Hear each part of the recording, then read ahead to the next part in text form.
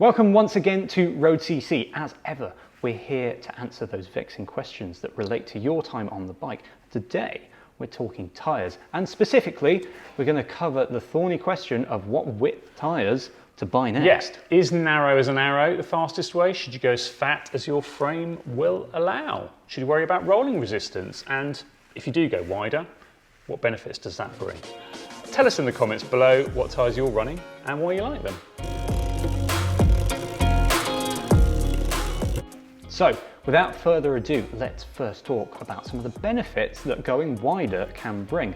Now, a lot of the time, wider is faster, Dave. Yeah, so the research surrounding the performance of wider, higher volume tyres is building all the time. Now, for example, René Hurst are just one of the many brands to say there's negligible to zero reduction in rolling efficiency of a wider tyre on a good surface, and in some cases, even a little bit of a gain on a poor surface. Now, skeptics will say that this newfound research is just a ploy to get us to buy more tyres. And we do like buying more tyres. We do like buying more tyres, but there's also plenty of independent research. For example, German Tour magazine and Silke, a brand that doesn't even sell tyres, they claim that the lower pressures possible with wider tyres can be far more advantageous than other marginal gains, such as oversized pulley wheels. But you do have oversized pulley wheels, don't you? I do. Yes, you do. Under a given load, wider tyres can actually have a smaller footprint on the road than a narrower tyre. So the extra width of the contact area is negated by decreased length, and so a wider tyre can incur less friction. But how wide is best wide? How come we don't see people riding around on big fat tractor tyres? Except my mate Justin, who does it every Sunday. Well, apart from your mate Justin, this depends hugely on what sort of road surface you normally ride on. Continental say that on particularly smooth tarmac, 25mm tyre will have the lowest rolling resistance. As the road surface gets worse, that means we're going up in tyre width. It's often the sweet spot going for 28mm tyres on UK roads, and if your riding resembles like Paris-Roubaix, then 30mm rubber like Lizzie Deignan Road to Victory, or even wider, that's probably going to be your best bet. It is worth noting that although in recent years aero wheels have been optimised more for wide tyres, many are still developed around 25mm rubber, which means we often see 25mm tyres being used in races and especially time trials because aero is king now. And wider can certainly be more comfortable. The added volume of the bigger tyres adds to rider comfort, which can also lead to improved rider performance over longer distances and rougher surfaces. So wider tyres soak up vibrations that are otherwise transferred through the contact area, so your bars, your saddles and your pedals. Yeah, DT Swift says that as the level to which a rider must physically brace against the impact and vibration is reduced, fatigue is also reduced, and smoother, more consistent power delivery is possible, especially for less experienced riders. So this is why they're now making their wheels wider so they can better support those wider tyres. And it's not just DT Swift. No. So Zip is another brand coming around to this way of thinking. Like whereas a decade ago, they were all about aero, the focus now is more on the fact that total system efficiency really benefits the rider. So that is basically where they find a balance between aero, weight and rolling resistance. So they also take into account vibrational losses within that too. So using a rolling road that can replicate varied road surfaces, Zip found that vibrational losses can account for 50 watts when riding on rough surfaces at 32 kph. 50 watts is huge. I'd take 50 watts, absolutely. Yeah. This vertical energy, if not absorbed by the tyres, goes straight into the body, causing fatigue.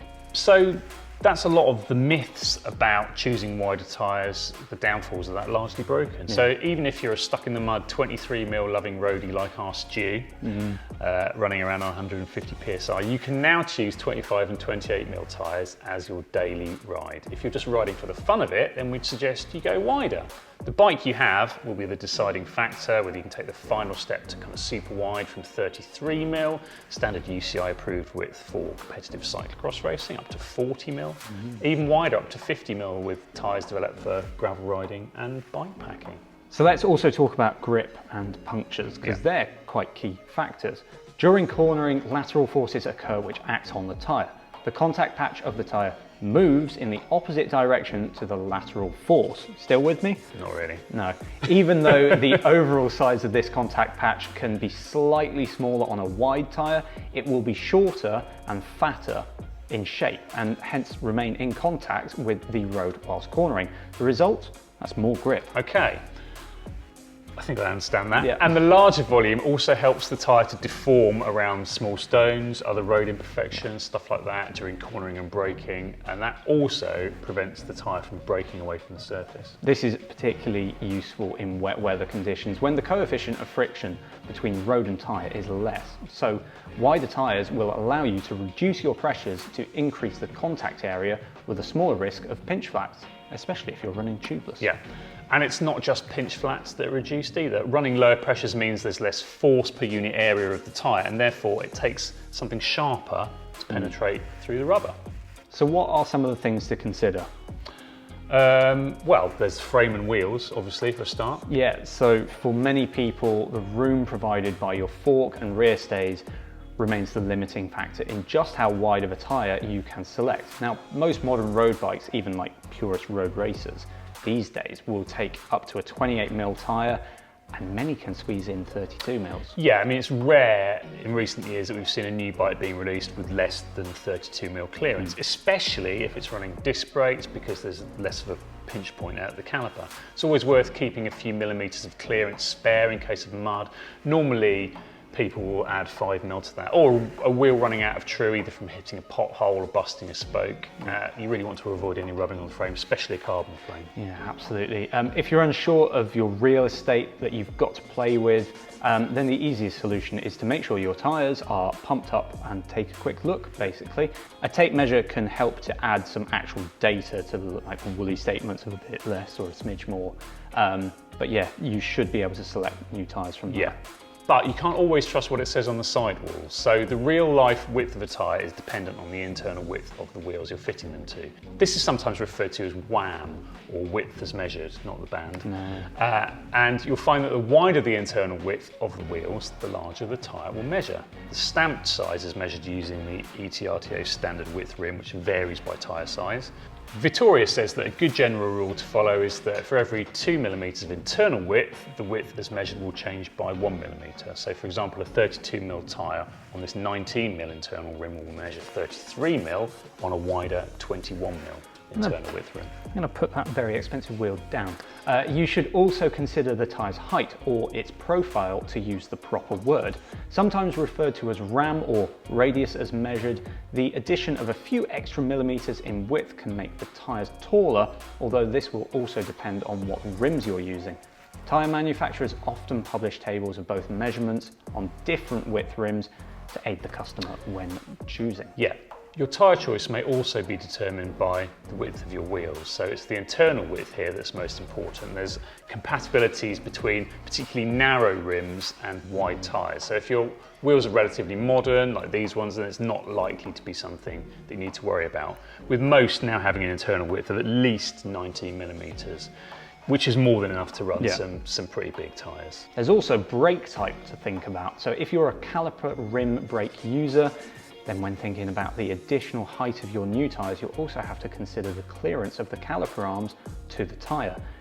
That in some cases can be less than the drop to the fork crown. Most rim brakes are compatible with tyres up to at least 28mm, but you might run into some issues, or you might need to invest in some calipers with longer arms if you wish to run anything wider than that. Right, let's talk about the kind of riding that you do next. Yeah, so for racing on the road or performance riding, that means playing a delicate balance between aero, rolling resistance and comfort.